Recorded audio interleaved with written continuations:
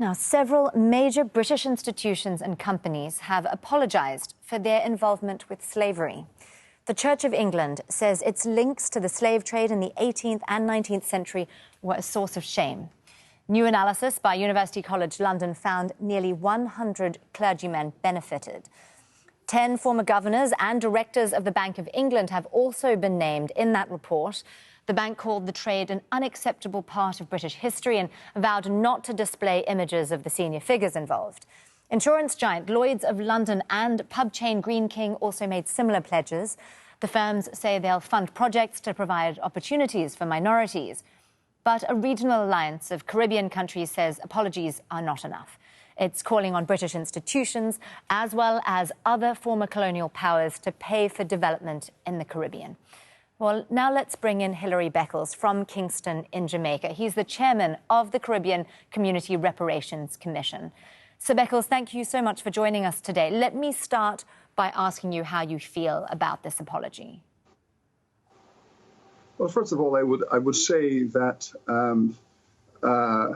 this is a process that has been evolving gradually, but is now gaining momentum in this 21st century, which we had, in a sense, predicted it would, given the logic within the world in respect of how to treat historical crimes, slavery through to this 21st century moment.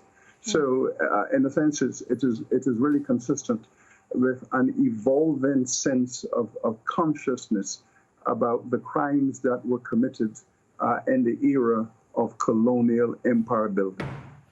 I know that you've been pushing for reparations. Talk me through the kinds of reparations you'd like to see and how you think they could realistically be rolled out.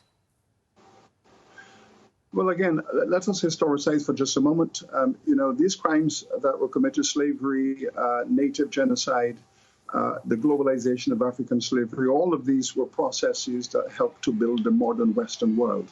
The entire Atlantic industrial culture on both sides, the American side, the European side, built upon these crimes. And it took all of the 19th century to uproot chattel slavery in the Western world. It took 100 years, legislation, country by country, to eradicate slavery. Then it took us all of the 20th century to bring civil rights and human rights and legislation to the black people across the Atlantic world. Another 100 years to get those human rights and civil rights recognized. And now we're faced with the 21st century, and the inescapable, inexorable logic in all of this is that this is the moment of reparatory justice for the victims and their descendants. So this is the time, and this 21st century is going to be the century of reparations. In fact, it is quite clear that already it is shaping up to establish that reparatory justice for all of these crimes that have been committed will be the greatest political movement of the 21st century. Sure. What we're looking for is development.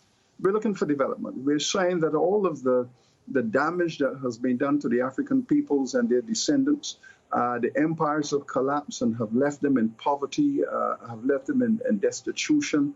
Across the Caribbean, what we see is the legacy of European colonization, the poverty, the slum existence, the public ill health, very poor infrastructure. The European countries, having extracted wealth through the slavery, using the Caribbean as a core, have walked away and have left the region in dire straits. So what reparations is calling for is a development model, a strategy that says you must come back to the site of the crimes and you must assist the citizens and their governments in cleaning up the mess that you have left behind that continues to debilitate and harm the descendants of these societies. Well, this all clearly goes beyond apologies and beyond money, but is about trying to build racial cohesion in the societies that we live in now. What would you say to those arguing that holding on to historical grievances really can create more division today? The consequences and the legacies of slavery and colonization are debilitating all around us in these societies that were built upon this foundation. You made reference, for example, to the Bank of England. The Bank of England was established in 1694 to regulate all of the cash that was flowing into Britain as a result of the slave trade. And it was thought necessary to coordinate a national banking system. This was put in place because of the tremendous wealth from the slave trade that was poured into the country. Church of England participated in all of this.